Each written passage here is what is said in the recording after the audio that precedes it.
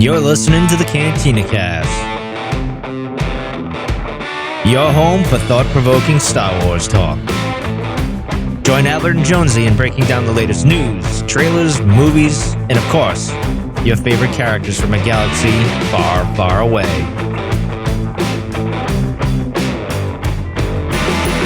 Hello, everyone, and welcome to the Cantina Cast. My name is Albert Padilla, and this is episode 443.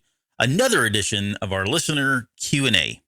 We've got a whole slew of questions, once again brought to you guys, our faithful listeners, our Patreon members, and those that are not Patreon members, and quite a variety of different topics. I'm very surprised. A lot of Thrawn stuff, which is something we probably don't talk about enough here, the Chiss and the Thrawn. So I'm looking forward to that. And then we've got a whole list of what do we call them? These I call them force lightning round questions, but lightning round type stuff. So we'll get to those two in just a little bit. But speaking of, oh, look at you smiling. You're so happy today. How you doing, Jonesy? Welcome to the show. I'm glad you could be here tonight.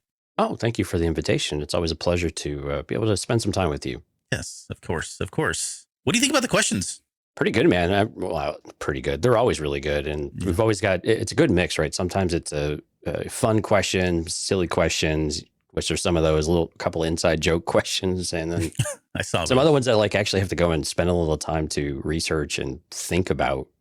And so those are always a lot of fun too. So I like that we get a mixed match. And then it's kind of cool. We have a bit of a, this whole speed round idea at the very end here. So, yep. But yeah, thanks for everyone for all of the questions. I mean, if you add all the individual questions up, we've got 2 or 3 dozen, but we're going to slimline some of that stuff. Yeah, we got to condense this down. Otherwise, we'll be here all night. And although, well, we usually are, but yeah. Well, that's very true.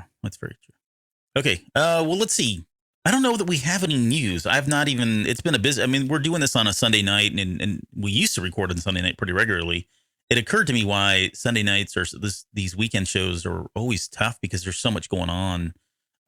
But that said, I don't remember. I have really not had any chance to be on social media. So I don't know if anything broke over the weekend. Usually we get no news on the weekend. So, right. No, and I've been super busy this weekend too. So I haven't been able to pay attention, but next week we did have news on the Patreon front. We had a nice level. Yeah. We had a level up from Matthew Cato. He bumped himself up to the After Dark tier. So special thank you to Matthew there for his faith and confidence in voting with his dollar.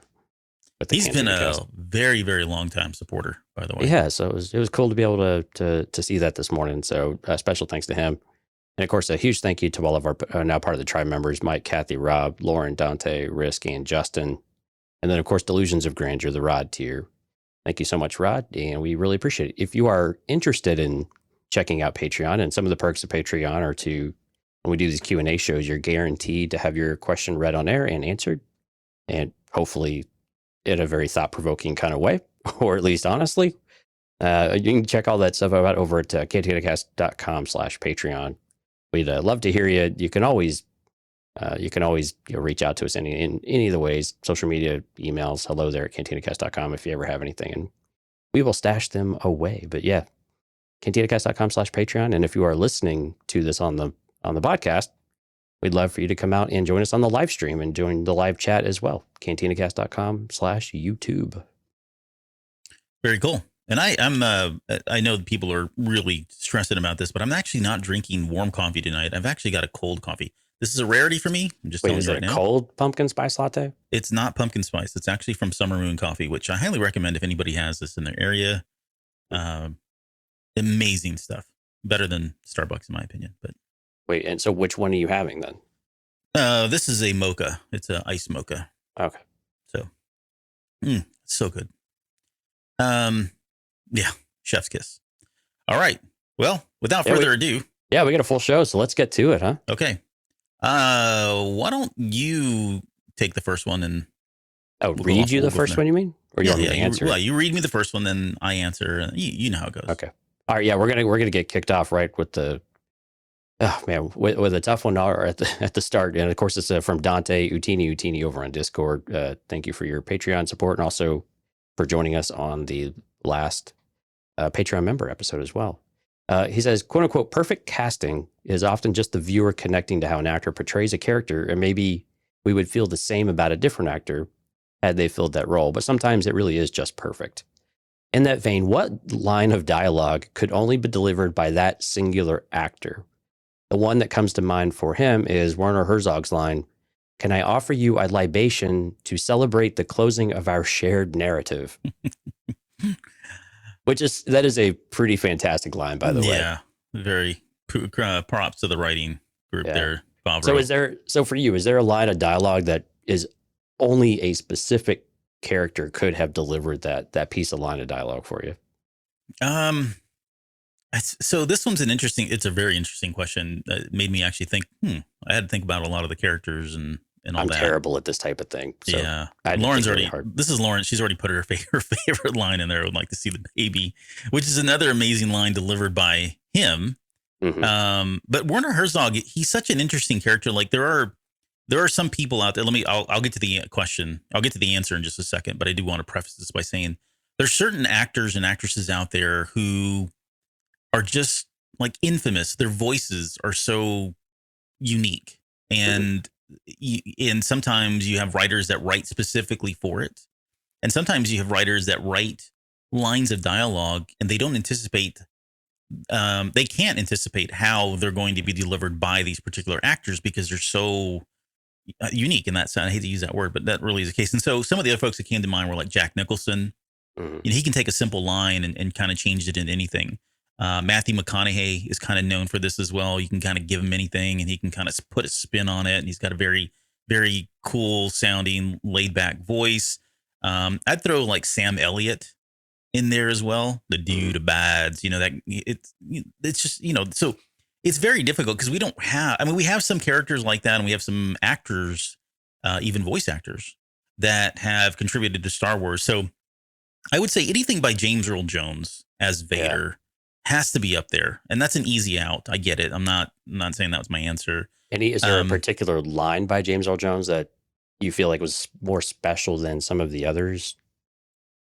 Just delivery wise, I do have one that pops out to me. Go ahead, and I'll kind of ponder that here. No disintegrations. Yeah, I don't know what it is about that line, but it's just absolutely perfect. Yeah, that one's good. I don't know. The lines that stick out to me for Vader, they're always weird. Like they're not lines you would think. It's not like, "No, I'm your father." It's like, you were unwise to have lowered your defenses. Yeah, one that always sticks out for me is also Obi-Wan once thought as you did. I don't know why that one always. Maybe because it's such a pivotal transitional moment in Return of the Jedi. Yeah. But I mean, there's so many of them that are just iconic, and a lot of it is the delivery of the lines themselves from somebody like James Earl Jones. I would throw Ian McDiarmid on there as well. Oh my gosh, yeah. Like you think about do it, like do it. I mean, that was the whole reason during Celebration when they brought him, back out to say "roll it again." Mm-hmm. A very innocuous, line, an ask of him to just say, "Come out and say, roll it again." And yet somehow he turns that into a very cynical sounding thing because that's just what he does, as Palpatine. Right. I actually had Kylo Ren on here originally. I was going to say him. There's something about Adam Driver's delivery, even in The Mask, inside the mask and outside the mask. But he has, as one of these very powerful actors, a way of delivering lines that are very untraditional. Like the way the writer probably wrote them is not how he delivers them, but he does something that was very unexpected, and it's just impactful and powerful. And that's beyond Star Wars. You go watch any of his movies that he does, and he has that same kind of effect. But so the one, and again, here we go. This is probably, it's going to feel like a cop out, but Eric Borsfeld, who is the one, or Bowersfeld. Eric Bowersfeld is the guy that does Admiral Akbar's voice in Return of the Jedi.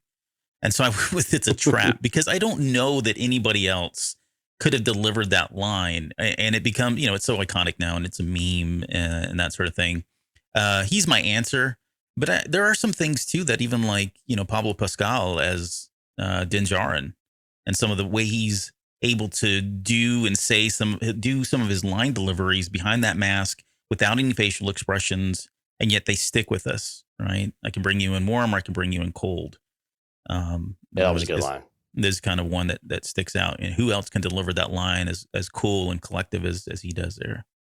And then, sorry, my last one is the one that Rob just threw up, which is, hello, what do we have here? So I had basically anything Billy D. I had everything, anything James Earl Jones. Yes. Yeah. I mean, he's just so suave and perfect for that role, that every one of his lines comes across as either, a smooth talker, an ex-con man, a gambler, or all of the above. But Lando's definitely up there as well for Billy D.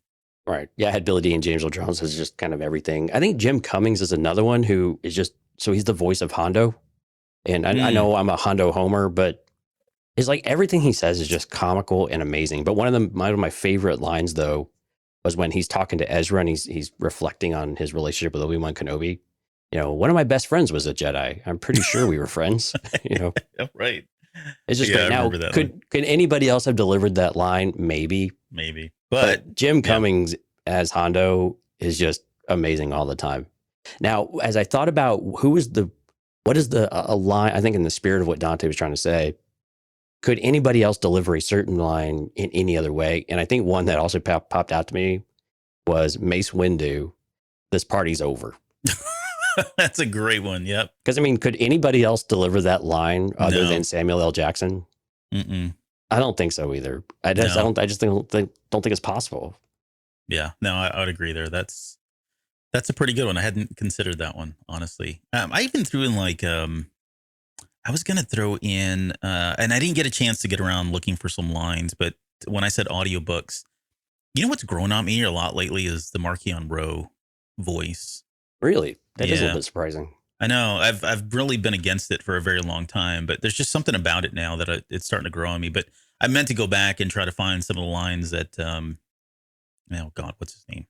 Mark Thompson. Mark Thompson. Thank you. Some of the lines at Mark Thompson, because I want to go back now after this question came up. I thought there's probably some lines in there in which he delivers. Cause the script or his character itself, right? Marchion Ro says some pretty vile and evil things and very sinister things. And then you get somebody like Mark Thompson behind the creative voice itself, right? Aside from the sound of the voice, but just the way he delivers those lines, there's probably things in there that are very unique that, didn't pop out at me at first glance. But you mean like how he's telling Senator Staros that it's time to give her reward? No, not that part. Oh, okay. No. That was on the creepy side. Got it. That's the After Dark show that we're going to do. I thought we were on the same page there. Nope. Okay, cool. But it's okay. All right. Next question. All right. Yeah. Thanks, Dante. Great question, man. As always. Okay. Next one. And yes, you can offer me a libation to celebrate the closing of our shared narrative. A libation. Nobody uses that word. Werner Herzog did. Yeah. Except the client. That was his name, right? He never got a name, correct? I think so. I think that's right. Yeah. I think it was just the client. I believe so. Okay, let's next question. Here's a fun little one. Thanks to our buddy over Imperial Moonwalker. Excluding porgs, what creature from a galaxy far, far away would you expect to taste best on the grill? Spoken like a true grillin' Texan. Yeah, I know, right? Thanks, Josh. Maybe apparently human, because the Ewoks want to grill some Han Solo and some Chewbacca, so I guess some Wookiees too. But Chewie. I guess the only one we see really on the spit is Kawaki monkey lizards. So there must be something tasty about them. Something, yeah. Yeah, so this is one that I really didn't want to think too hard about because quite honestly, I don't trust myself because this would go down a rabbit hole. So I have to figure out what a Kawaki monkey lizard tastes like. Okay. Porgs seem reasonable. It's like eating quail or something. Like a bird, yeah. Yeah. I started thinking convor, and I thought, what am I doing? That's like sacrilegious. Who would ever want to eat convor? I think they're endangered.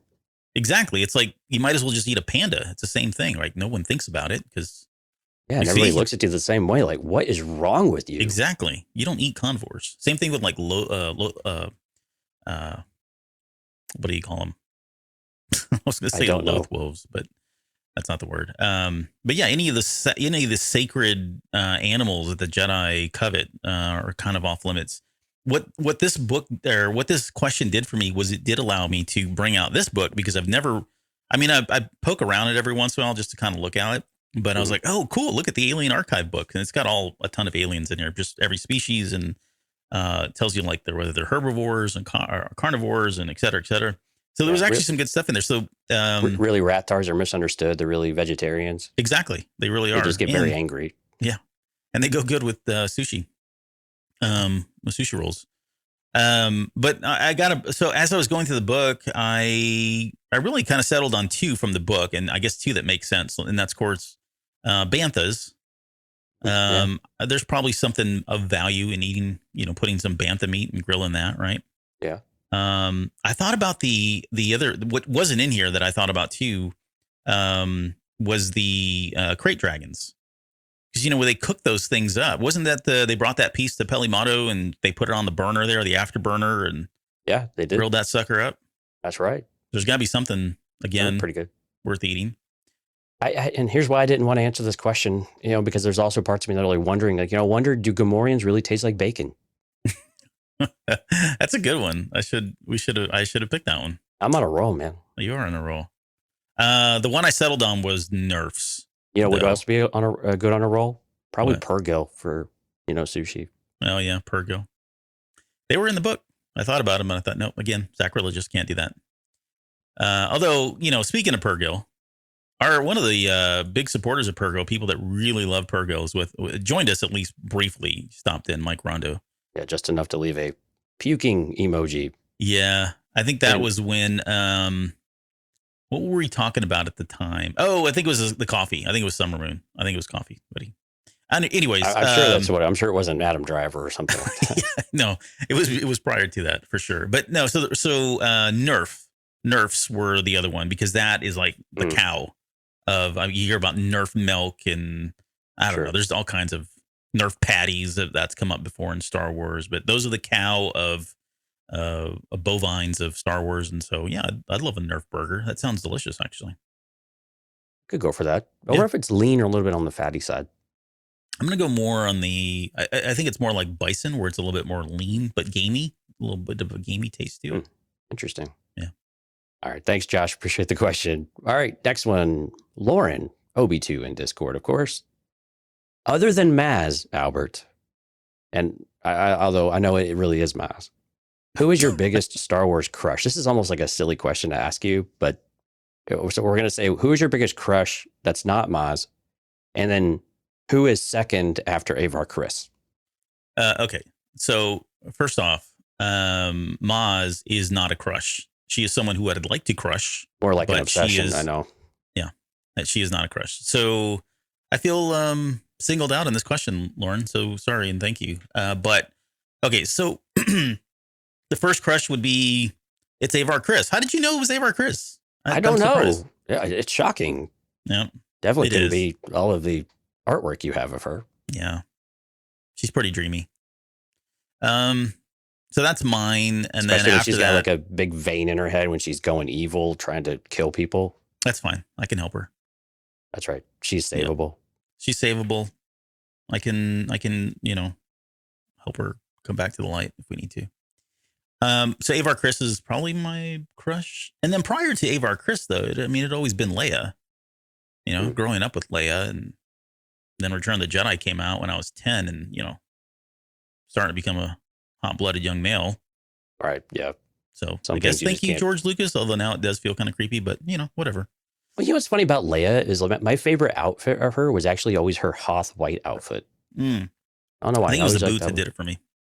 Yeah, true. I do like a good set of boots. The Calrissian, the Cloud City outfit is pretty cool too. I enjoyed that one. Yeah. If Mike was in the chat, I would say it was Mara Jade. Just to, keep the stick poking in Mike Rondo's side. Yeah. Yeah. So mine is probably Asajj Ventress, actually. No, I would not have guessed that. There's something about her that just. I know. You do like a bad girl. She's. No offense, Steph. I mean, she kind of turns into a good girl. True. But yeah, she's very bad. Takes a very long time to get there. But yeah, you're right. She does get there. Yeah. So it's got to be Asajj Ventress for me. Yeah. I don't even know if there's a second, like a really close second place either. Really? Not even like a Leia? Yeah, no, yeah. Huh. Jyn Erso is probably in there for me too. Really? Yeah. Jen's just too much emo for me, too much baggage. Not like Asajj. Asajj has no baggage Right. Yeah. at all. Yeah. None at all whatsoever. Oh, and yeah, so Lauren's saying, that I'm saying I can change her. No, I don't want to change anything about Asajj Ventress.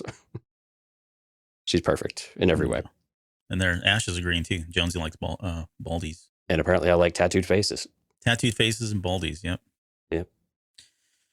Hey, That's a good one. Well, no, she's not bald. Like towards the end of stuff, she's got like a tuft of hair now. Yeah, she grew her hair out a little bit. It was just, it wasn't that weird emo Sith phase that she was in, Sith assassin phase. Right. It was just, yeah. We've all gone through that. Yeah, we all go through a Sith assassin phase. Yeah, right? exactly. I'm maybe going through one right now. Who knows? Working for a creepy old count. Yeah, that's normal, right? Mm-hmm. All right. Thank you, Lauren. That was a fun one. You got the next question? Yeah, sure. I'll ask all the questions, I guess. This is from Jackson Abbott. And actually, this is a historical question a bit. So Jackson wanted to know, it doesn't matter. How did you guys come to start the podcast, and where did you guys meet originally? So do you want to take this one, kind of recount the history of the Cantina Cast according to Albert and Jonesy? So the show, it was a foggy, rainy spring day in Rhode Island.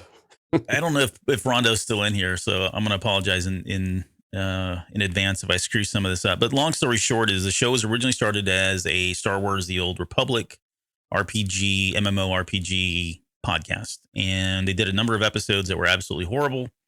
After that, they canned the show. They went into like a hiatus for a few months, almost like a year or something. And then Rondo decided to kind of bring it back, but more covering news and getting into more topics. And so that went for a very long time. They had a couple guest people. They were doing like writing articles. And then eventually I came in as the janitor, which I'll never forget that's how they introduced me on the show. But it was around the time I got involved in the show because we were doing, they had just turned up Discord. Right. So the Discord server had just been fired up. There was like 10 of us on that thing. And at the time, Mike had messaged and said, "Hey, is anybody out there?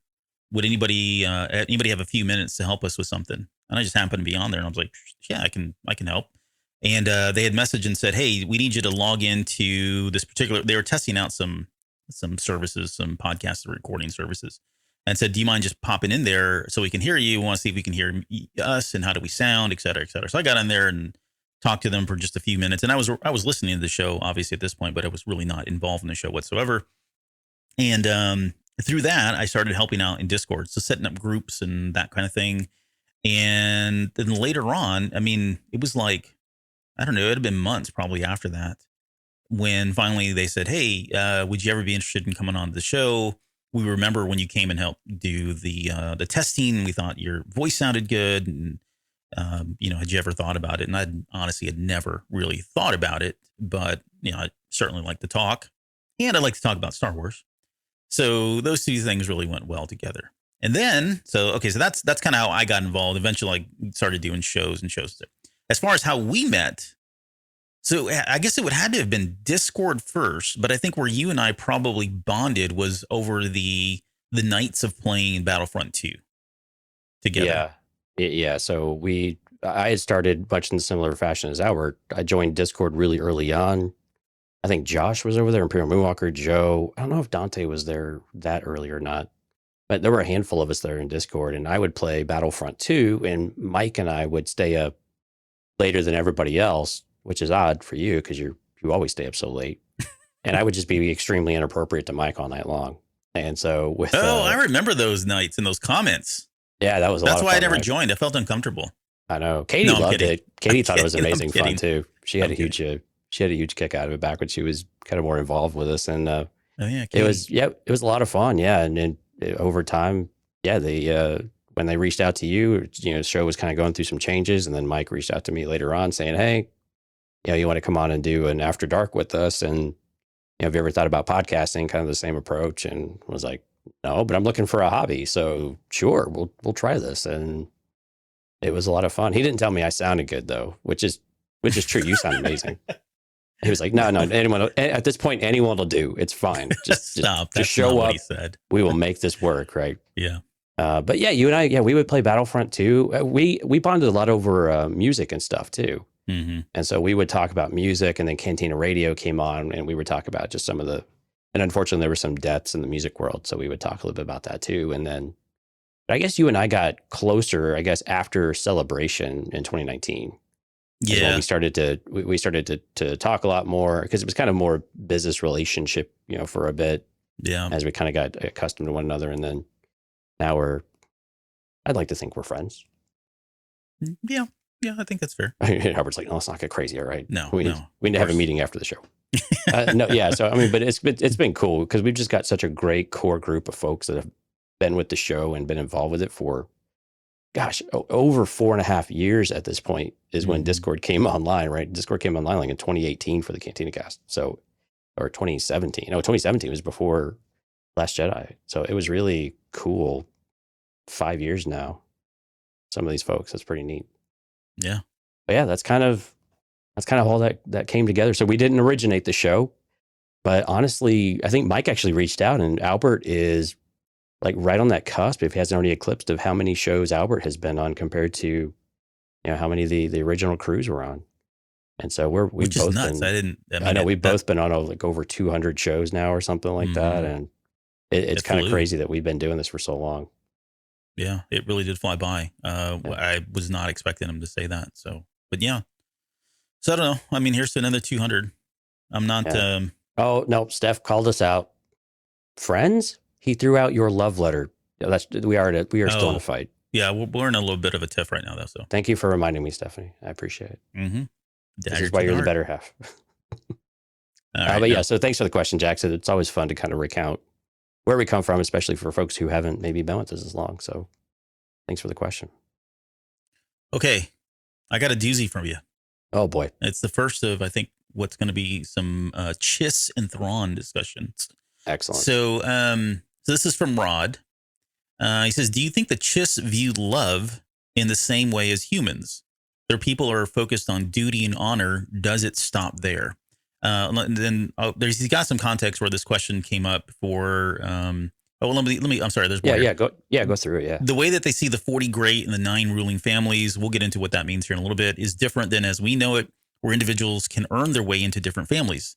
Does this only exist because they do not experience love or love differently than humans? Is the enforcement of duty and honor their way of loving? And just for exposition, they kind of he asked this question of Timothy Zahn at some point, and he didn't really give him an answer. And it hasn't really been explored. But to the best of my knowledge, I've got my own personal theories. But go ahead. What do you got here? What are your thoughts on love and the Chiss? Yeah, it's really tough because most of what we've got from the Chiss has really been through the military, perspective. We do have a little bit, though, in the most recent Thrawn Ascendancy trilogy, though, where it does seem to be very much love, or there can be relationships in that more, I don't know, traditional way. And we have this with the farming family. I can't remember the name off the top of my head. Oh, yeah. Yeah, so I think it's very much, again, we see most of it through this military lens rather than a normal Chiss citizen.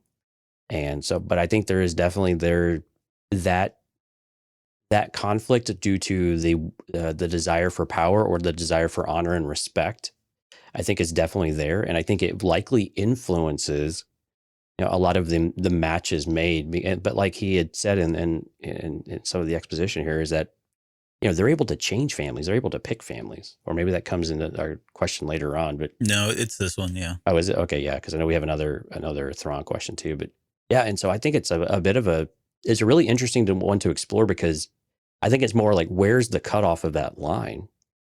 And so for someone like Thrawn, who seems to be very strategic thinking, I like to think more of it is a character like Thrawn capable of love or interested in love. Maybe interested is the better word.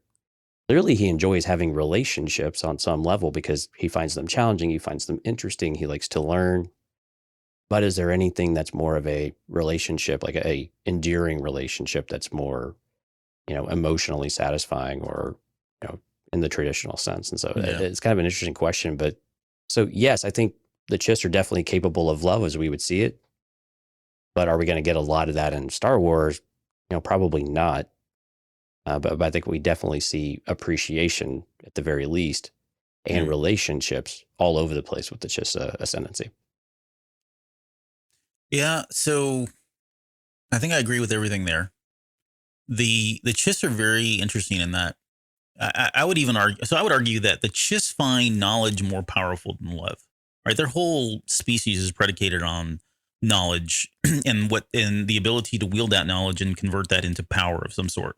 And without getting into all the history of how many times or why Thrawn's even here, or how many times they've in Legends, how many times they've kind of, I would say, infiltrated or put their people out there in these different factions or groups in order to gain knowledge and kind of and be aware of what's going on. Without getting into all of that, I think the Chiss are certainly capable of love in the sense of affection. I what I don't see, and I could be wrong again, because it's like you said, or like Rob said, it really hasn't been explored too much. But what I think they don't do is they don't outwardly express their love like humans would. Right? They're not out there gallivanting, confessing their love, professing their love to all these different people and letting everybody know. To me, it feels like the Chiss acknowledge that, okay, through affection is procreation, right? There's a reason for that. On top of that, do they have actual feelings, emotions, that sort of thing? Yeah, I think so.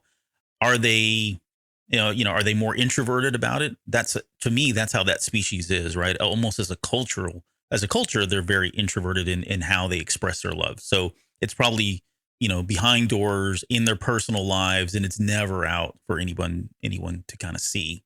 Not to wax too much Legends here, but I mean, Legend, they're what was it? It's the Celestials, right? The Celestials were supposed to be the ones that created humans, and we were the template for all these other bipedal species, including the Chiss.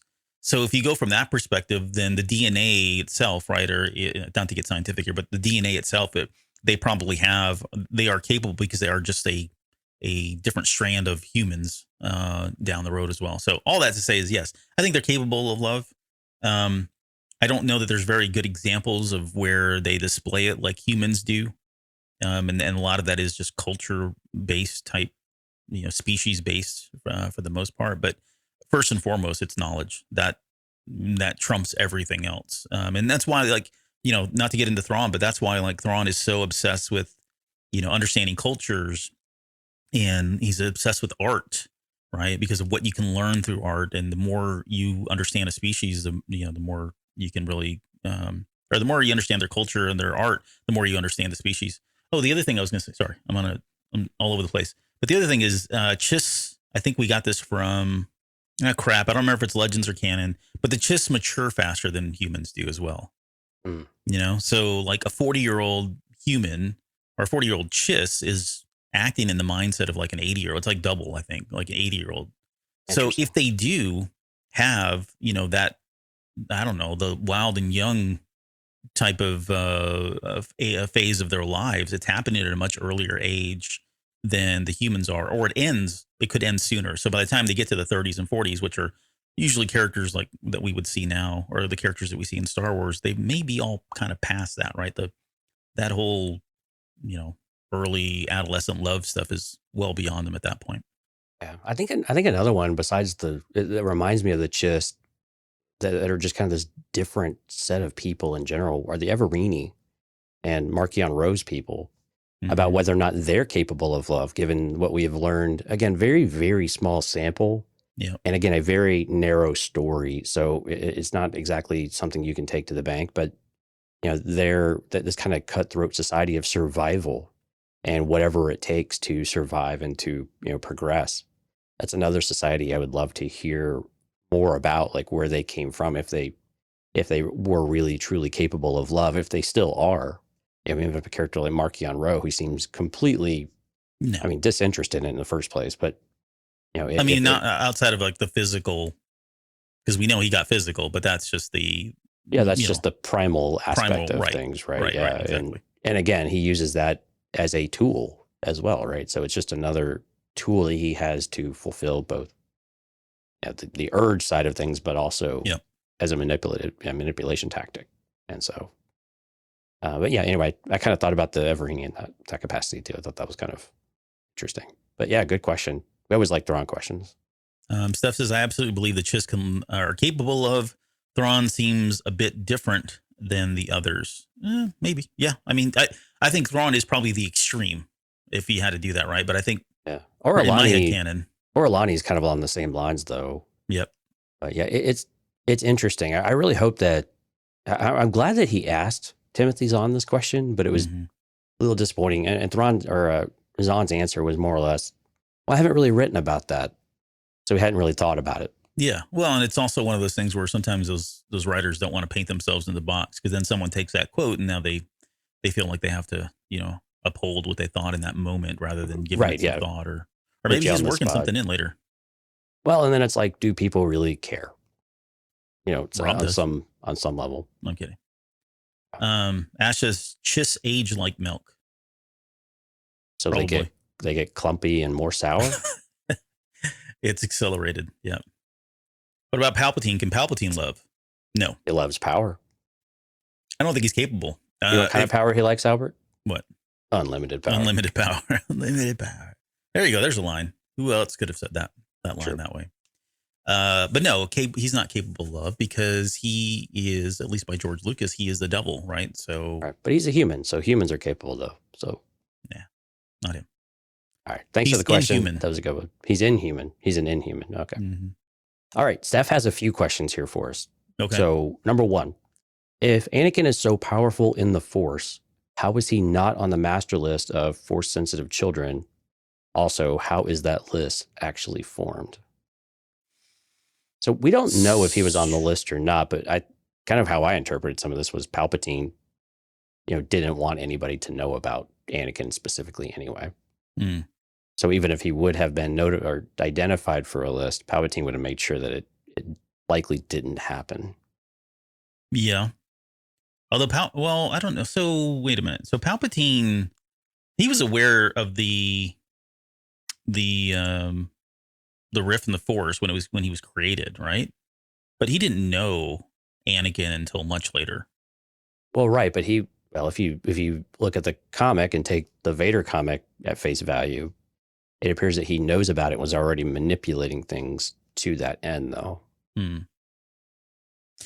Yeah, I guess that's one way to look at it. I don't think that's a wrong way to look at it at all. It's just a different way. But I would say, for me, the galaxy is huge, and there are, at least at the time of even the time of the Phantom Menace, I mean, there are a lot of Jedi out there, but I still don't know that they can capture all of them. Like by capture, I mean, well, bad choice of words for the Jedi going around taking kids, but what I mean by logging all of them, right? I don't know if they can log all of them. So I think a lot of them were families coming forward, and I think we're going to learn some of this in the Ahsoka series, believe it or not. Yeah, or not the Ahsoka, the Tales of the Jedi, right? That Ahsoka tale is probably going to give us some insight into how this happens. I know there were some Clone War episodes as well where they kind of touched on this just a little bit, but families acknowledged that they had a Force sensitive and that the best thing they could do for this child was to send them off to the Jedi so they could understand how to control it, harness it, so they couldn't hurt themselves or other people, right? That's kind of the gist of it. That said, I think for somebody like Anakin Skywalker, one, he was in the middle of a crap hole on Tatooine. And this is depending on your perspective, this is before everything's happened at Tatooine. So no one expected to be out. I mean, it's so far out there. Plus, he was a slave, right? So given the fact that he's a slave, given the fact that he's on this remote desert planet of Tatooine, did he really have a lot of opportunities and probably live in a very, very small town too, right? Small village, small community. Did he have a lot of opportunities to really demonstrate that he was Force sensitive? And I think the answer is, with the exception of pod racing, probably not. Well, and would people have even recognized it anyway? Yeah, right. To your point of being out there so remotely, they just have a talent. Exactly. So, that's probably how he slipped under the radar for the most part. There is I think it was in what do you call that book? Plagueis. In the Plagueis novel, they kind of talk about how Palpatine was never identified as part of the Sith. Like how is somebody that steep in the dark side able to just get by the Jedi radar, right, as being Force sensitive. And there's I think in the way they kind of allude to that in Plagueis was that the dark side was kind of like protecting him. Like he was clouded. The dark side was so strong with him. The dark side itself was somehow had a veil of secrecy around him. And so that's how he was able to kind of get by, which eventually become that phantom menace that no one could detect. So, I mean, I think it's kind of cool to even think about it from that perspective. What if the Force itself was, if he was the antithesis of Plagueis, maybe the Force was somehow protecting Anakin in some way until the time was right for him to be discovered. And of all people, I mean, who better person to find him than Qui-Gon Jinn, right? Someone who's so in tune with the living Force. And that's headcanon. That's a theory that's not anything official, but maybe that's a possibility too. Right. And then how's the list formed? I think some of this is family members or family lineage, I think is also one where you could do that. Jedi who have come, and do you have other family members? We also know that not all children, show or present their Force abilities right away at such an early age, and they come over time. So I think that's another aspect Skywalker. Of it.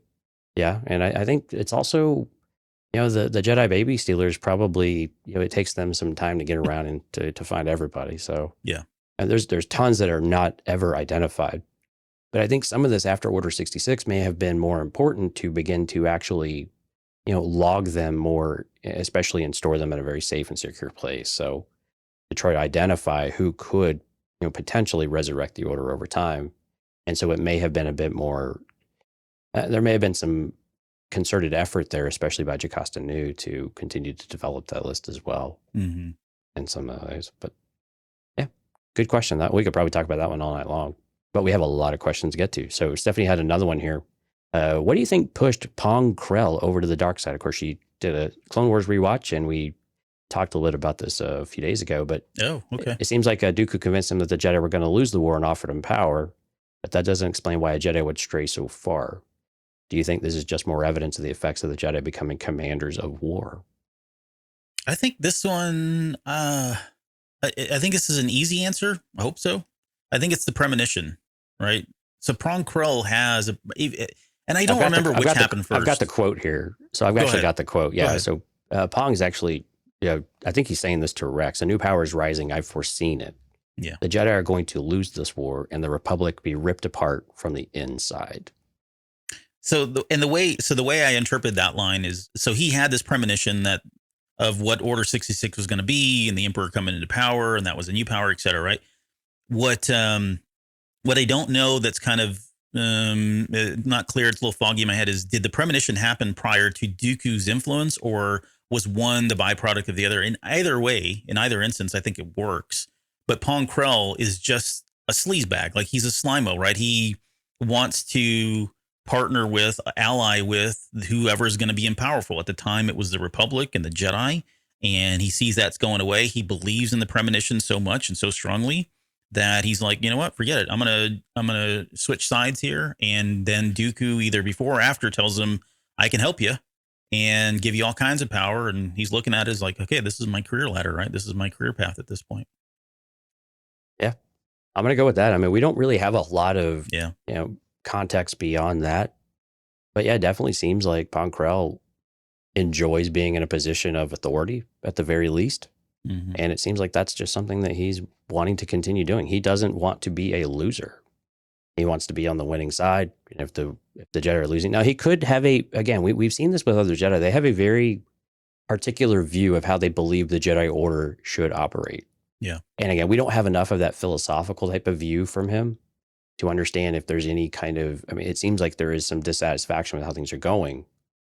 But I think Stephanie's comment, though, about the Jedi becoming commanders of war, I think it definitely can skew you going that path a little bit further than maybe you normally would, because we know the Jedi are making concessions left and right.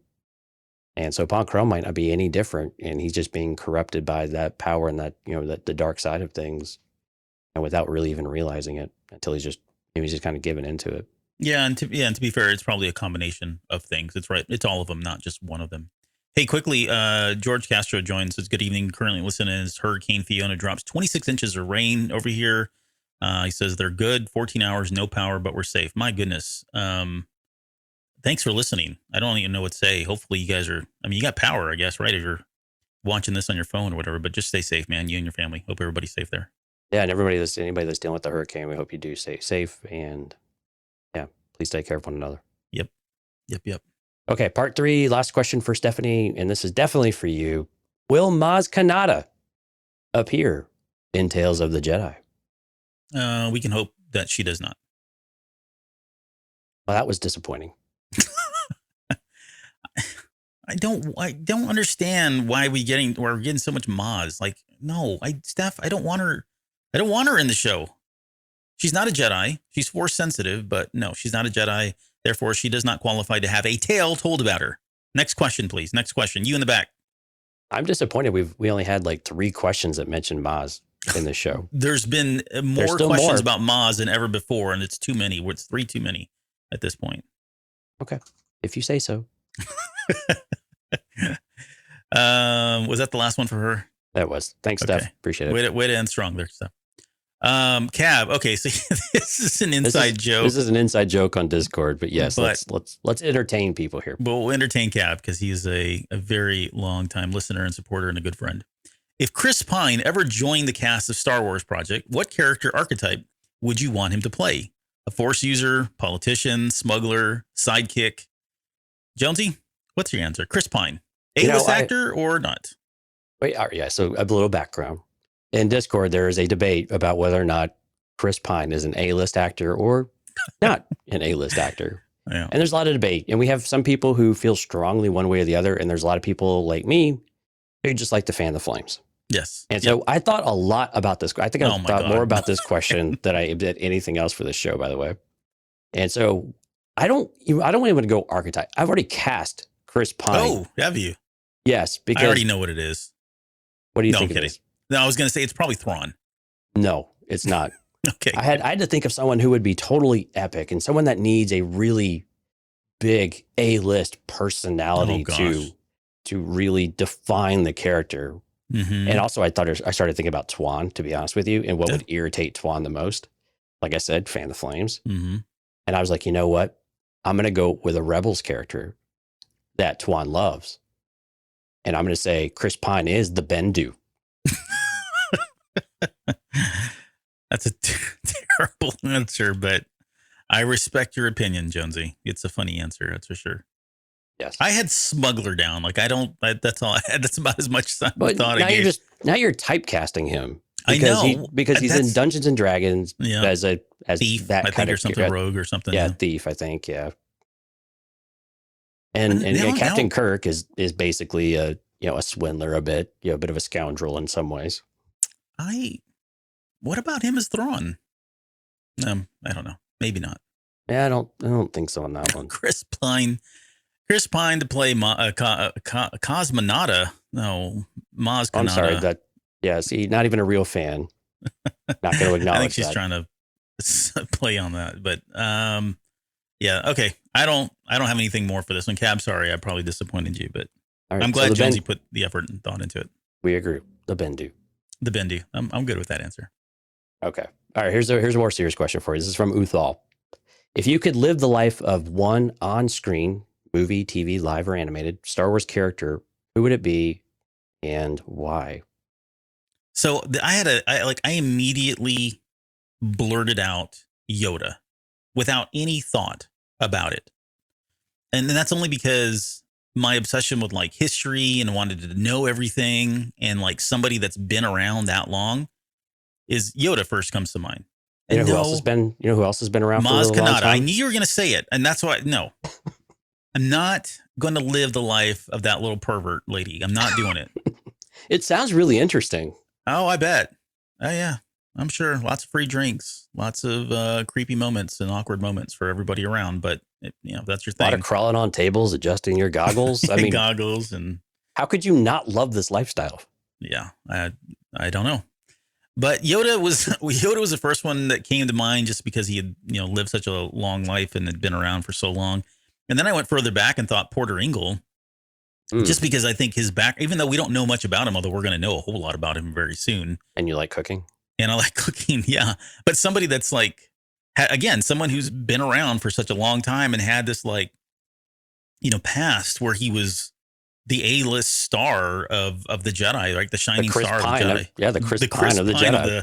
of the High Republic, And then yet he's now living his life as the chef, but still in the midst of everything, and still, I mean, goodness, there was at least 2 moments in the High Republic where had Porter Engle not been there, I don't know how that would have went. So right. I don't know, something fascinating about somebody that was just that, awesome in his heyday, and then getting to see him a little bit later.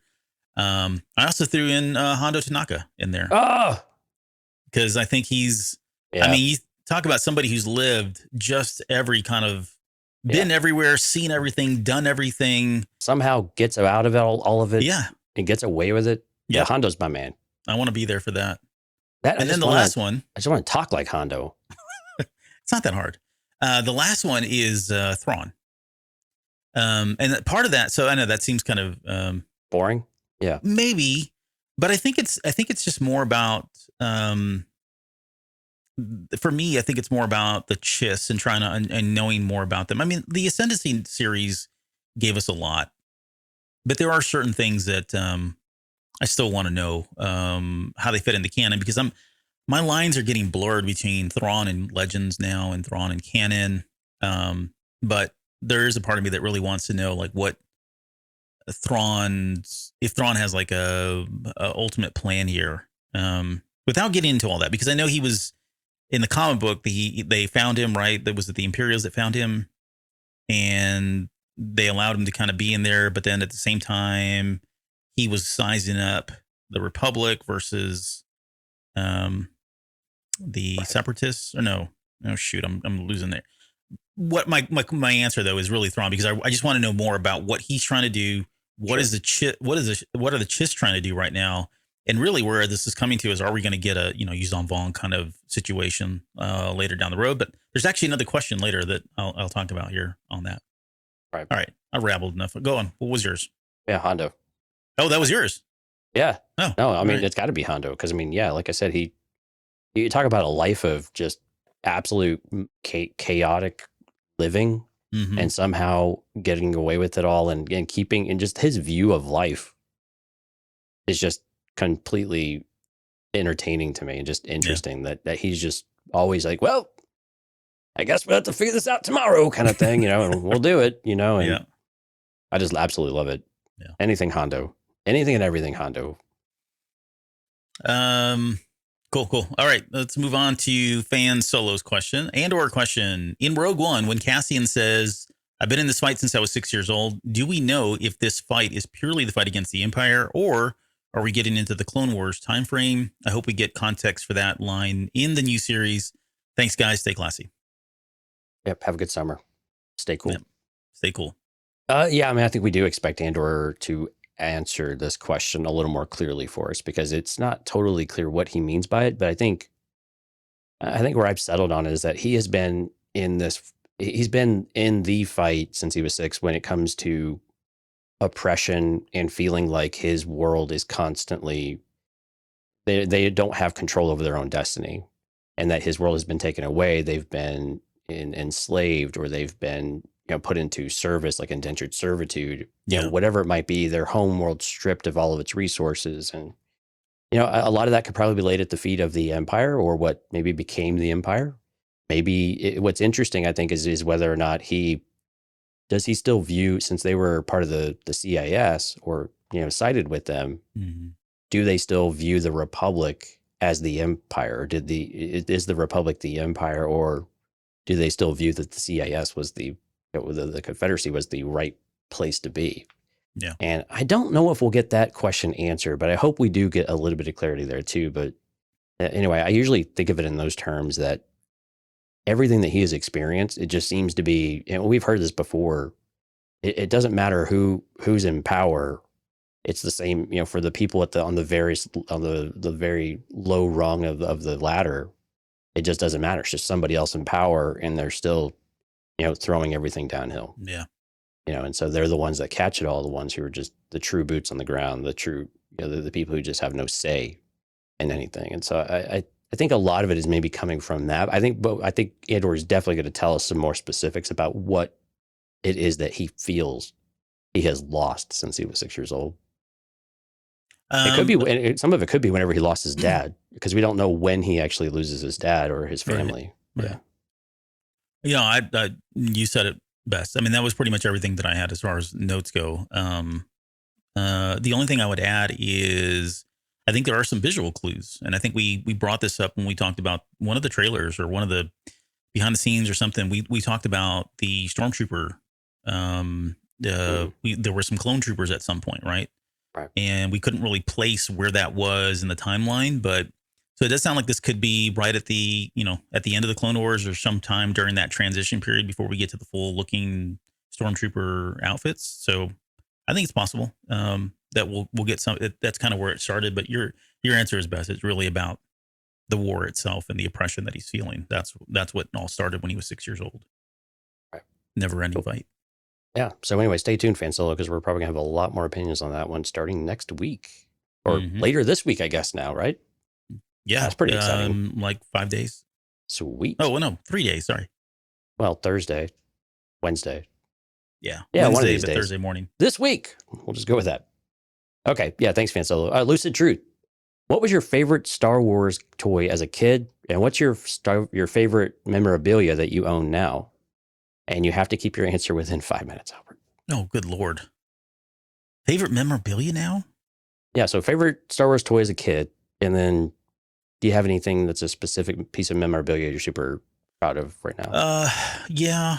Okay. So favorite Star Wars toys as a kid. I've posted this picture on my social media pages, but there's a picture of me opening the Millennium Falcon, like the box at my birthday. And I got that when I want to say I was probably about 8. Yeah. Probably about 8 years old is when I got that. So that's probably my favorite toy. And prior to that, my favorite toys were the X-Wing, because I remember getting that on Christmas, and the TIE Fighter from the first Star Wars. So back around 70, probably about 79. That was your X-Wing, the one that made the noises and stuff? Yeah, you push the R2-D2's head down and it would open up the wings, and then it had the little red light that would come on and make the sound. And the TIE Fighter's wings the panels would pop off. Yeah, they pop off. Yep. Never really get back on all the way. And then the third one, before I get to my favorite memorabilia, which is actually behind me, if anybody wants to see, but I'll pull it out in a second. The third thing that I loved the most was there was a Star Wars electronic racetrack. And I've always wanted to go back and buy this thing. But I got that around probably about the same time, 79, 80, somewhere around there. But it was just a racetrack, and it was electronic. So you had these little grips that you'd pull, and one person would have the TIE Fighter and the other person would have the X-Wing, and just race them around the track. But I just have such fond memories. I mean, I played with that thing for so many hours. But that's cool. I never had that one. Yeah. If I had to pick a figure, though, Bespin or Luke and the Fatigues as well. Yeah. That was my favorite action figure. Same here. Yeah, so I think favorite toy growing up, I mean, it was a lot like Albert. Like the Millennium Falcon was amazing. You take the back off, you had rooms for all the figures. It was huge. The landing gear usually worked, things like that. The X-Wing was also really cool because, again, all the things Albert said. My favorite figure also was the Bespin Luke and Fatigues. Was it really? Fatigues. Yeah. We didn't plan that. One. I think we had the second favorite too. What's your second favorite? Second favorite was I think like the AT-AT driver. Yeah, of that's all mine things. too. Yeah. See, this is why we're friends, folks. Yeah, I guess we're friends again. Well, we'll see if you come around and ask about it, and then we'll figure it out. Memorabilia is hard. I mean, it's really hard. So behind me, like one of my more recent memorabilia is the celebration books that we got for the High Republic novels. Oh, they're absolutely brilliant. And they're just absolutely beautiful. But I mean, gosh, like right behind me, above my head, is this General Giant Darth Vader with the kneeling base, that lights up. I've got another General Giant, the Royal Guard, like in the red, which is really, really freaking sweet. I don't think I've ever seen that one. Not yours, anyway. I thought about I need to put it on for a Patreon show and tell, but it's like on the top shelf, and I had to exercise in order to get to it. But I've got so many cool. I mean, my brother gave me a Timothy Zahn autograph book, like from one of the books that we grew up with, like whatever our copies, and he gave me that, and that was really cool, And so I've got a lot of things like that are just mean something to me. So picking one is really is really tough. And then I'll stumble over something else and be like, oh my gosh, like I have the episode 2 trailer reel, the one that was called Snake Eyes. And so I've actually got that. It's never been opened or anything like that. And it's in safekeeping. So that's, again, kind of cool, too. So I've just got so many little knickknacks here and there that I've just had over the years. And when I started back up collecting, they just kind of started piling up. But yeah, I mean, same. I'm looking around. I'm like, holy crap! I could be here all night talking about breaking out stuff to show. But the one thing I pulled from the back is, and this is the lunchbox that I had, which is the Return of the Jedi lunchbox. Nice. And I have everything in it too. I'll show you in a second here. I know, sorry about the loud noises, but this is the one that I used to take to school. And then inside here, though, you've got your action figures, don't you? They're in there. Some of them are. I've got the Darth Vader case. I can't see it right now, but I've got a Darth Vader collector's case, and it's full, like completely full, with a lot of the original figures. There's the thermos, or the little thermos on the inside. You take that off. Yep. Remember that picture for a question we're going to have here in just a few moments. Yep. But inside here, I have this is like an original. This is one of the cloth Jawas. It's not the vinyl ones, which is like crazy money, but this is an original Jawa. Wait, is it furry? No, it's not furry. Okay. It's not furry. But I've got this one here. Oh, got Greedo. Look at that. That's the blue Snaggletooth. Snaggletooth. There you go. Yeah, it's Snaggletooth. But I've got the red one. This was the one that was in the movie. This is the one that had the costume, and it was the really hard to find one now because it was a misprint. And they're different heights. I don't know if anybody's ever seen that, but totally different heights. So anyways, I've got a bunch of old action figures that I keep in here. Oh, that was always one of my favorites too. Was R2 with the little periscope. Yeah, that was also another one of my this favorites. is the original. He didn't have a periscope on it. No, I know. Yeah, but the ones that came later too. But no, he was always one of my favorites. Yeah, the clicking noise. If you can hear that. Wow, that's obnoxious. Stop it. Yeah. Okay. So yeah, there's more. Someday, if you ever come over to my house, I'll be happy to break all these out, and we can play action figures. Not you, Jonesy. I meant anybody listening besides you. I'm just going to bring all my Maz Kanata figures then. I'm just going to set them on your front door. One figure I will not buy is the Maz Kanata. I do not have that. And if you wrap that up for Christmas, I'm going to punch you in the face. Okay, let's go to the next question now. Okay. Our final Patreon question from Rob. So Rob says, based on the events featuring Mount Tantus in Chapter 14, Season 1 of The Bad Batch, titled War Mantle, which we talked about, and then the mention of Thrawn by Ahsoka in Chapter 13 of The Mandalorian, titled The Jedi, is it possible that the new Ahsoka series might set up for a Disney Plus retcon of Timothy Zahn's 1990 novels, the Thrawn Trilogy? Would you want to see the story brought back as a way to have closure to the Disney-era Thrawn storylines regardless? And is Snoke actually Jorah Sabayoth? Wow, yeah, there's a lot there. So is it a retcon? I don't even know if we can call it a retcon anymore because it's so different now than what canon is and where it's gone that it seems like if you're using the word retcon, it's been retcon for years. It's just there's the Jorah Sabayoth, or however they want to pronounce it. I always pronounce it Sabayoth, but that was wrong apparently. It's just not necessarily the accuracy anymore. It doesn't seem to be accurate anymore. It would be really cool if it was Snoke, and if somehow Snoke got introduced that way. But are we going to see this though in Ahsoka or in Mandalorian?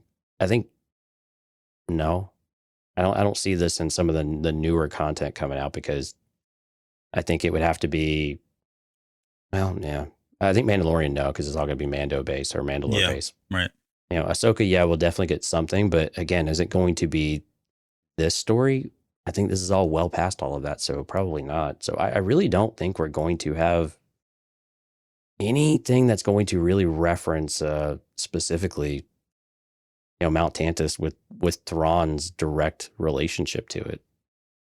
I just don't. I'm trying to think how it will. I'm trying to think where it would fit in, and with all of these timelines, it just doesn't seem to work very well, unless they really do start to tweak things once Thrawn comes back. But again, that means they would not have to resolve Ahsoka in that kind of way, like they have with Grand Moff Gideon, for example. Even though that's been resolved, we know that Giancarlo Esposito is going to be in season 3 of Mandalorian as well.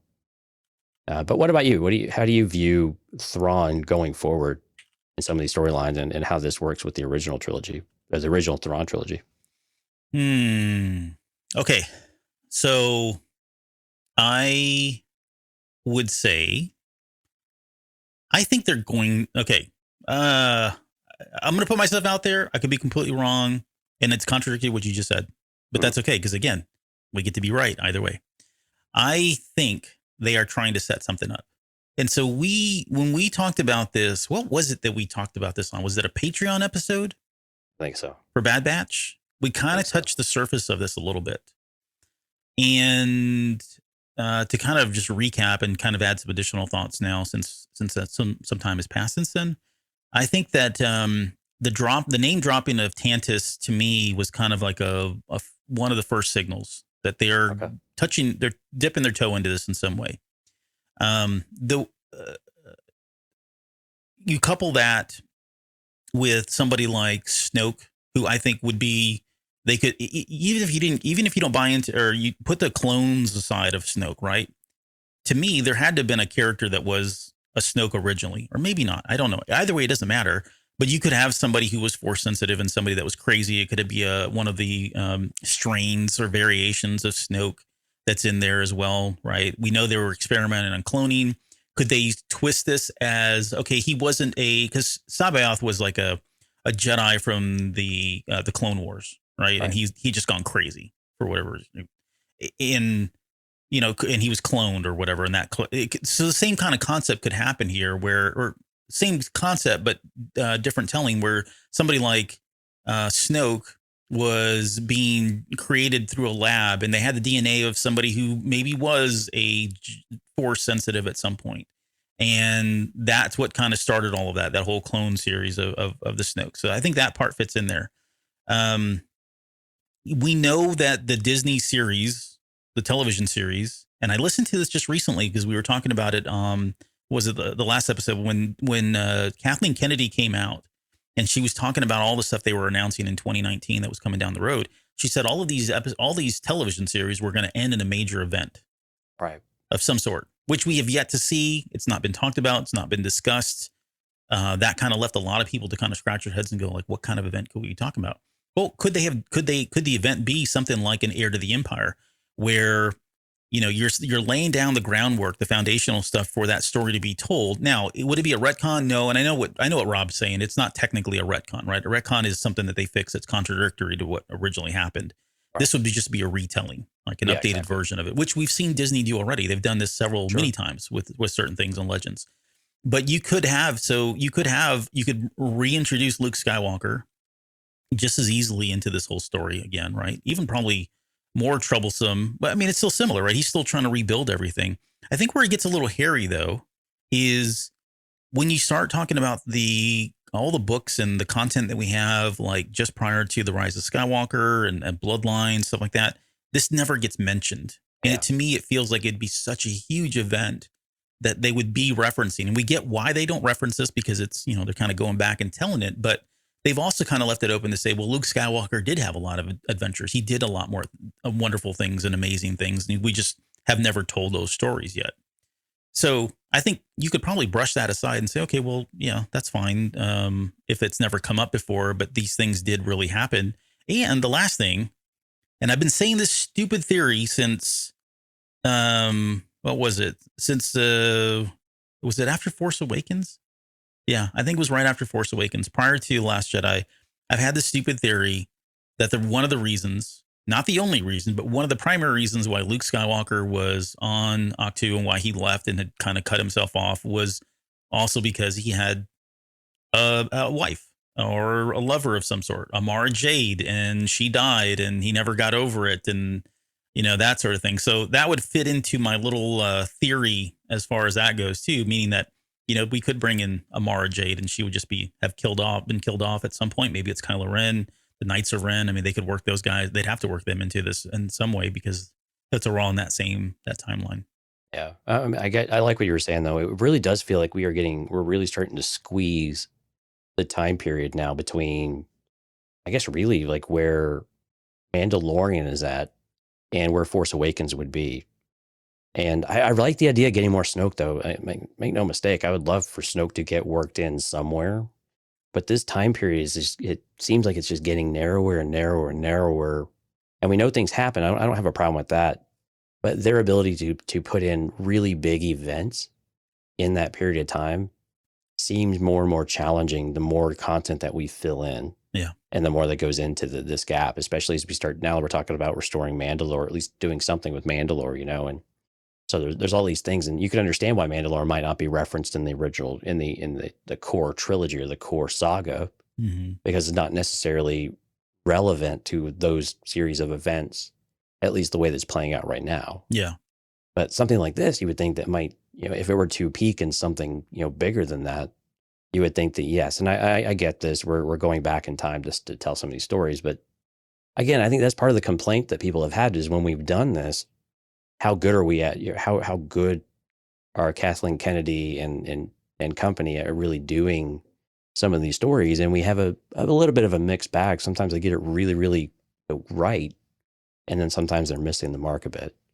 And so I think that's the challenge with some of this stuff. And so I get a little nervous when we talk about retelling some of this. I'm like, let's just tell a new story. Let's just tell the story on its own, tangent, and let that be the story rather than trying to shoehorn it all in to fit with the saga, core, which I think they've been doing a really good job of saying, no, this stuff it's saga adjacent and it's canon, but it doesn't necessarily have to affect the saga, directly. And so that's why I'm a little bit nervous about these giant events, If it's a giant event for the Mandoverse, cool. For this kind of Mando, timeline that we've got going on, then yeah, cool. Yeah, you're right. Because, and the other thing is they didn't really give it, I mean, that line, it's void of any context. We just, event, right? I mean, it could mean 2 of the shows are going to culminate in that. It could mean all of the shows are going to culminate in that. And I would agree. If we thought we had other content. Sorry, we thought we were having Rangers of the New Republic. We thought we were having Rogue Squadron. We thought we had this other stuff that sold that idea a little bit easier of that kind of that stream of consciousness.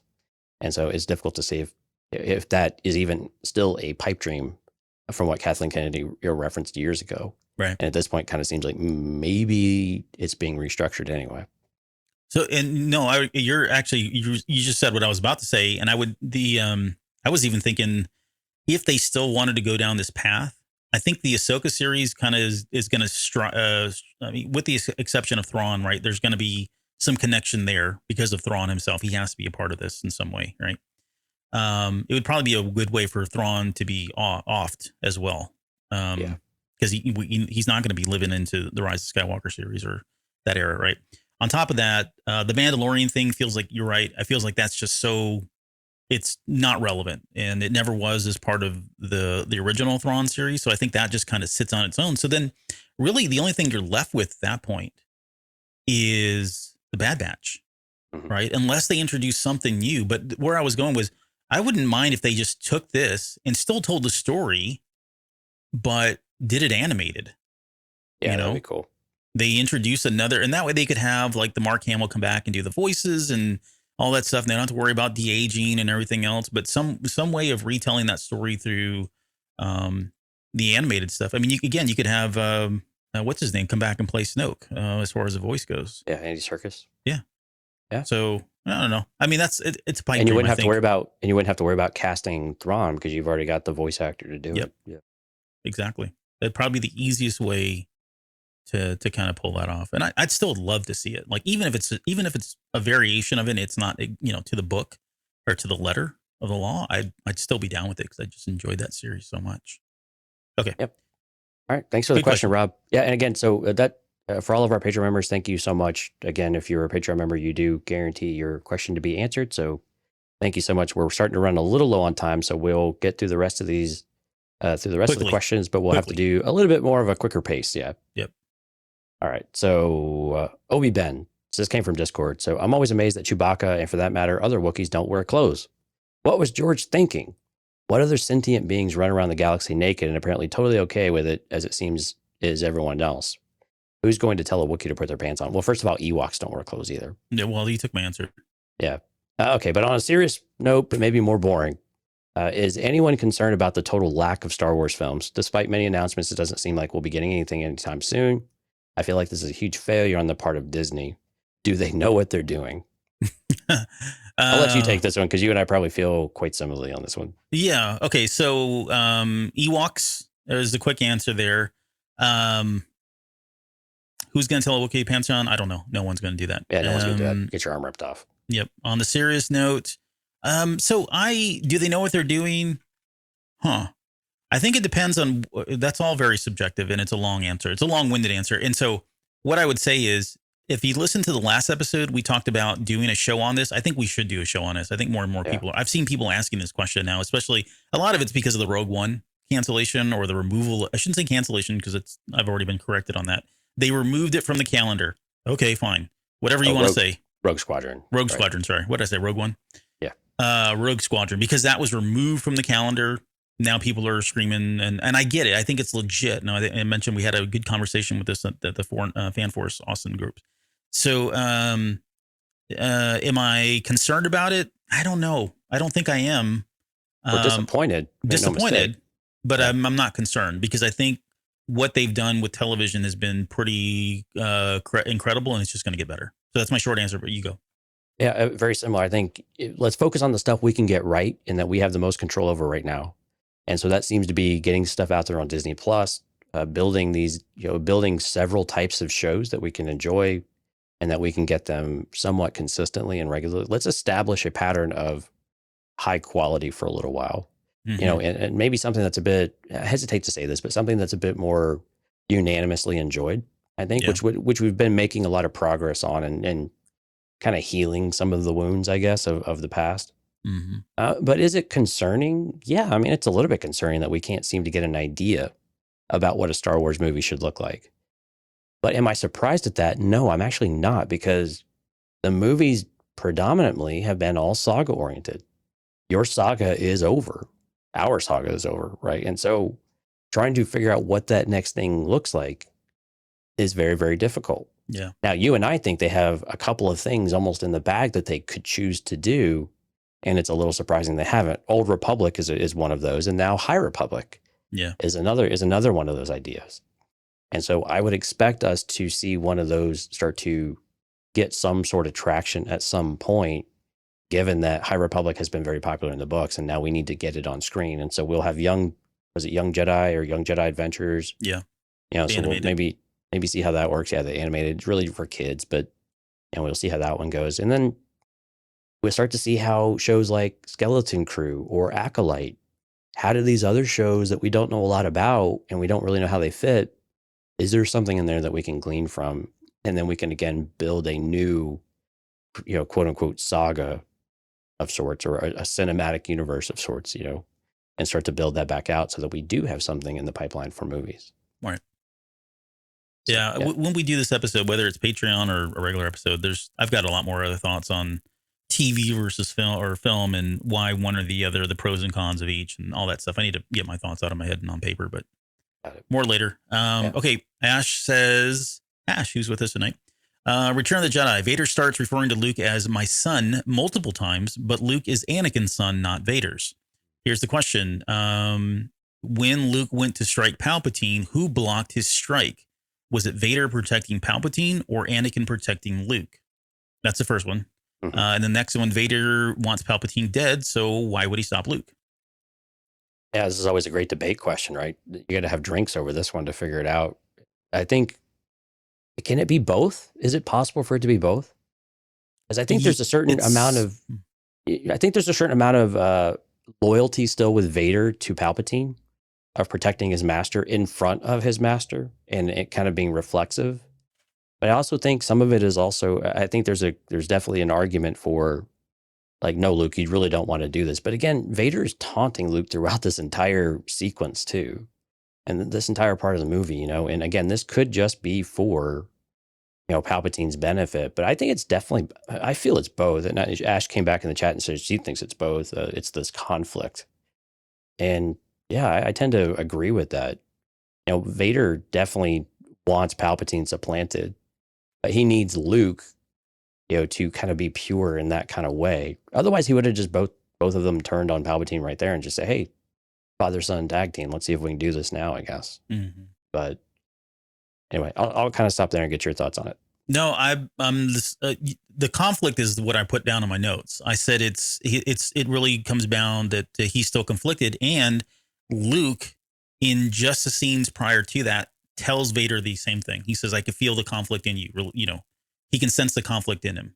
Right. And he says there is no conflict, and that's really what you're dealing with, right? Everything from the my sons to the fact that he blocked the lightsaber and thought, "Holy crap, why'd I do that? That was stupid." Just last movie I was telling him, "Let's destroy the Emperor together," but chalk it up to muscle memory, chalk it up to whatever. But he's not 100% on either side. It's not until Palpatine has his son there on the ground and realizes, "Holy crap, my son's going to die," that is when that switch is triggered and flipped. So Yeah, and I like how you've said this numerous times over the year. Luke is inch by inch pulling Anakin out, and surfacing him more and more. Yep. So I do like that the dialogue is evolving into Anakin starting to resurface a bit more. And as Lauren says, blue team.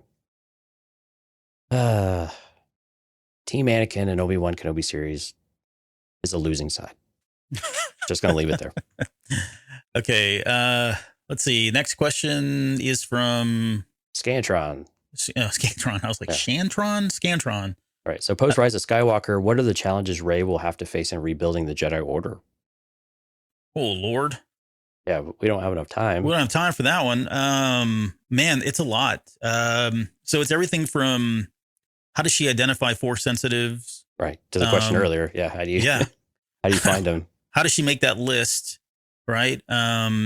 Everything from that to, the same stuff that Luke had. How do we rebuild the temple? A lot of the ancient texts were gone, and we know Luke was kind of relying on some of that stuff. So now what does she do? I mean, it feels like she's going to have to lean on the Force ghosts and talk to them and say, okay, hey, what did you do here? How did you do that kind of thing? Resources are going to be a problem. Just establishing the curriculum.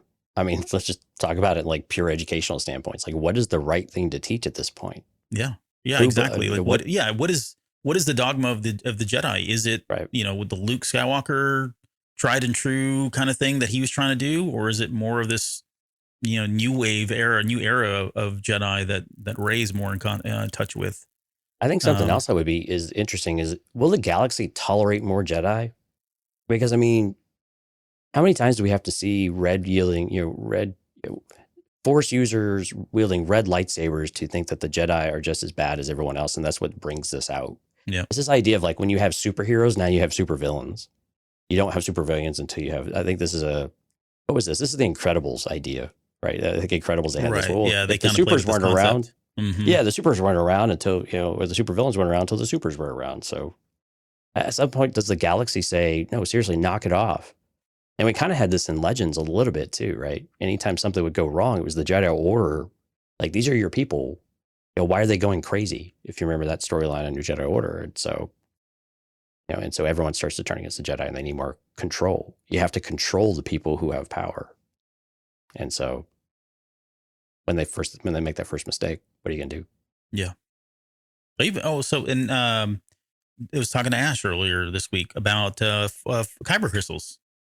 Where Ilum's gone and all that. So, where I know where they can find two. Huh? I know where they could find two. Yeah. In the sands of Tatooine. They're buried down deep in there. I mean, maybe that synthetic crystals comes back. We know, what's his name? Galen Erso was messing with those. Mm-hmm. So that's another, resources, just the stuff they need to be Jedi. What does that look like? Or where are they going to find all that stuff? Because a lot of it's gone now. They'll just start mining the worlds around Endor to see if there were kyber fragments that landed on the planets and the moons. Well, I mean, kyber crystals they can be found in other places. Just Ilum was just heavy concentration of them, right? So they still pop up, but it's hard to find those things now. Right. Okay. Qui-Gon Jinn says, that's the one we're on here. Yeah. At what point did Luke know who his mother was and who his mother, was? So when did he learn who his mother was, but then how important his mother was is how I interpret it. Yeah, okay, I got it, yeah. We don't really, do we know specifically when he found out about Padme Amidala? I want to say it happened like in the comic books or something, but I didn't have enough time to go and research that one. It would have had to been in the Charles Soule run. Yeah, maybe. It's been a while, and then because I think with Leia, I think Leia learned about it through the Nabiri family, I believe through like Pooja or someone like that, and so presumably she would learn the importance of Padme through Leia as she learned more, and they kind of learned more about their family history together. But I just can't remember if we actually got any concrete information about when Luke learned all this stuff. Yeah, off the top of my head, I don't know, and I don't know when this question came in because I didn't even see it. Oh, it came in like at the last minute on Discord. So I grabbed it. Yeah, this is when I would have had gone to research so nothing jumps out at me like there was like a whole series or an issue where he suddenly read about Padme and all that. So that tells me if it did happen, then I just completely missed it. But I'm sure it happened at some point. It's a good question though. I wonder if that story hasn't been told, if it would be worth because telling. we get the other side of it. We know when Leia learns more about Darth Vader being her father. Of course, Luke tells her, but then the aftermath of all of that too in Bloodline and the legacy and the stigma that stuck with her once they found out. Absolutely right. So yeah, good question, Qui-Gon Jay. We'll have to do a little bit more. I did want to throw it in there because I know he did put it in there in Discord right at the last minute. So I want to acknowledge we did get it, even if we don't know the answer. We don't know everything. Well, people probably shout at the radios and say, well, duh. Yeah, we don't know everything. Okay, speed round. So the actual speed round. So Eugene, man, he came on fire and just gave us, I think, literally like 45 questions all in one post. Right, yeah. So we're going to do this real fast. And I kind of put them in sections. So we'll take sections at a time, I guess. And I'll start us off here. And I'll read each one of these for you. So would you rather a spinoff about Poe Dameron's childhood or Finn's abduction? So we got Poe Dameron's childhood, sort of. Yeah, so I would say Finn's abduction. I'm with Finn's abduction as well. I think that's actually more interesting. Yeah. All right, second one. Lando and Luke or scoundrel lover Lando? Scoundrel lover Lando. Yeah, I'm a huge fan of the Calrissian Chronicles. I want that story. Yeah, right. Although I would love to see Lando and Luke as Shadow of the Sith in a like an actual visual, TV show or movie or something. Well, I like the books, the original Lando Calrissian books that were out. That came out in the early 80s. Mm-hmm. So gotcha. Similar. Okay, next one is you want more about Dexter Jetster or Sid and Moochie? I don't really care for any of these characters. Yeah, I'll go Dex though. Yeah, I guess Dex. All right, this next one's easy. Hondo Anako or Han next question, Solo? Please. Right, everything's Hondo. All right, Death Troopers or Clone Troopers? We got so much on Clone Troopers. I think I want Death Troopers. Yeah, Death Troopers for me as well. I don't really know a whole lot about them. Yeah. Okay. Well, at least in canon, anyways. Right. Yeah. Exactly. Okay. It's rumored that Daisy Ridley is re-entering Star Wars. So a couple questions here. Would she have the Falcon? Yes. Okay. Would Chewie have gone back to Kashyyyk to live with his family? Probably. And that's a tough one for me. Yeah. So it's tough. I can go either way, to be honest. Okay. But the more I thought about it, it's like, okay, he's lost his best friend. The galaxy is, I guess, at peace at this point. He's been away and fighting this war for so long.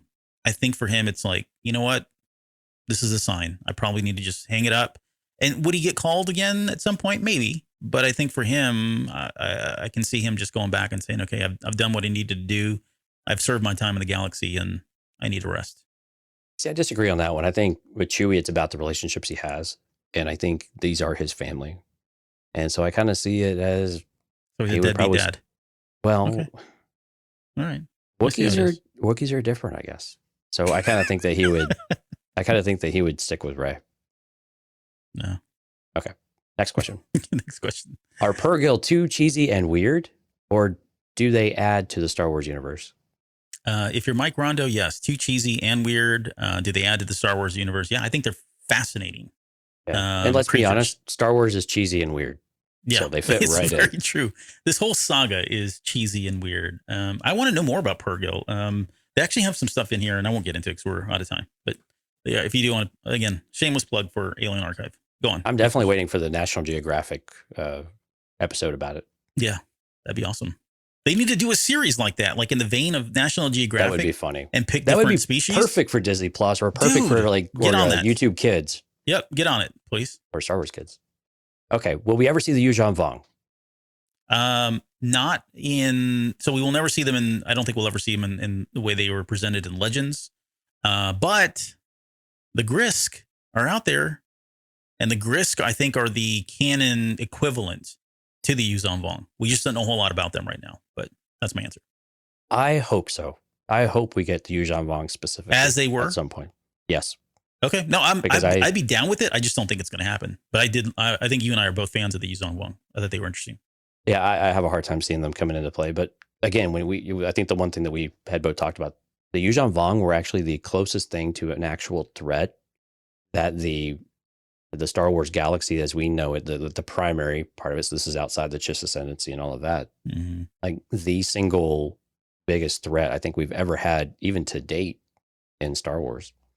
And so I think that to the Jedi specifically. To the Jedi specifically, yep. But I mean, they gave they handed the Republic it left and right too. But but yeah.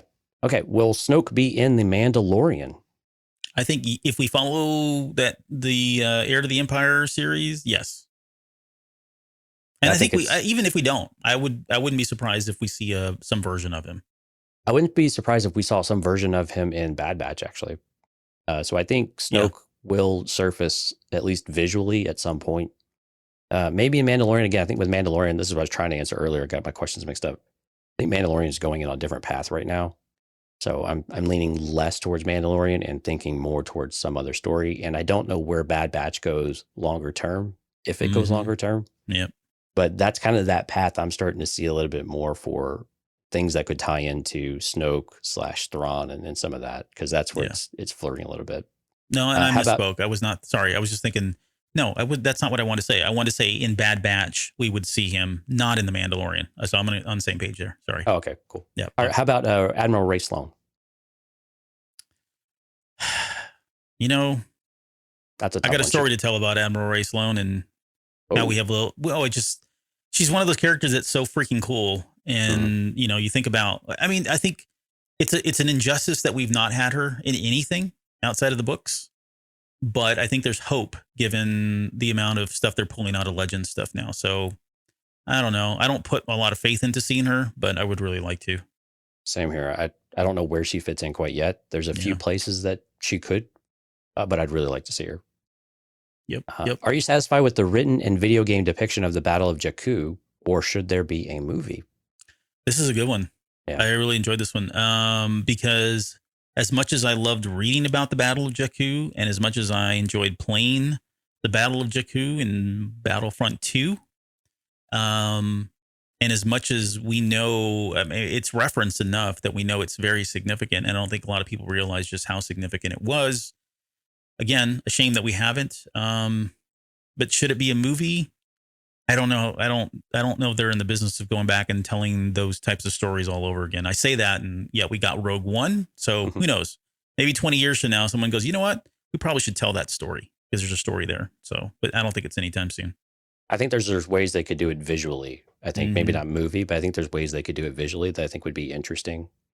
And could they do a limited run series that included that culminated in that? I think that would be a potential opportunity there too. Yeah. But yeah, I think it's worthy of getting some airtime. Absolutely. Okay, finally, why is Bo-Katan still hot looking when her contemporary Obi-Wan Kenobi is old and dead? The Tatooine sun. That's all it can be. Well, we've seen what it did to the Lars family. So, well, I thought I think this is why they're going back to Mandalore. I think there's some sort of ancient Mandalorian skincare cream, Fountain of Youth. Yeah, exactly. And this is what all the Mandalorians do to remain attractive and healthy looking for so long when their counterparts continue to degrade and age at an unhealthy pace. Yeah, that's it. Yeah, and so this is why Din Djarin thinks that he can get Bo-Katan. He's like, you know what I found? Found you. I found some of that. Found some of that cream you guys were talking about. Cream. That's a good question, though. I mean, it's kind of unfair, but maybe it's just genetics, right? Some people age faster than others.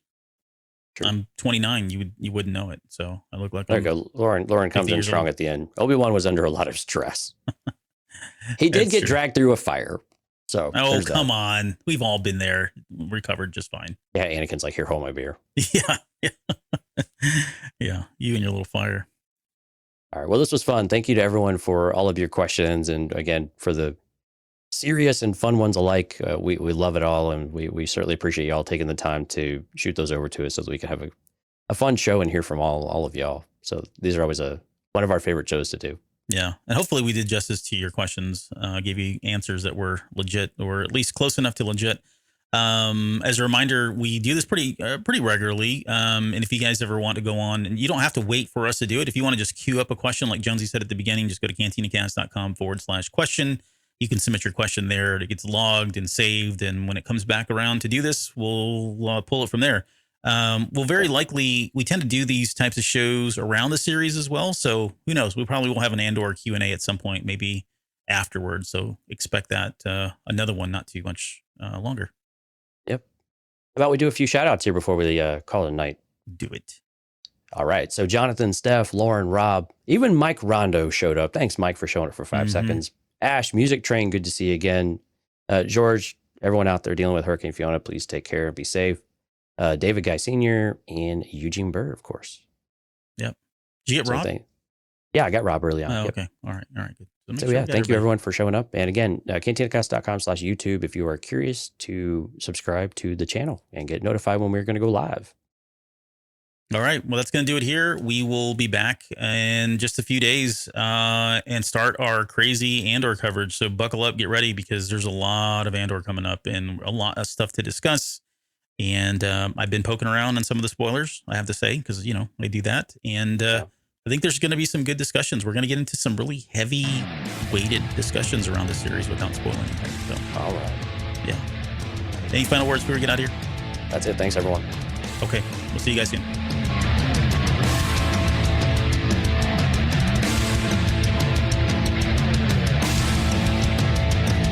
You're still listening? Wow. That's amazing. Well, I'm here to give you the disclaimer.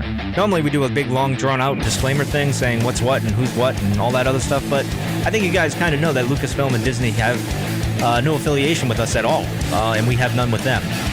We talk about Star Wars, which is their property and all that other good, fun stuff, but I think you can tell which is our stuff and which is their stuff. If you can't, well, then send a lawyer to send an email to me, and I'll be glad to chat with them. Other than that, you know what's what, so that's your disclaimer.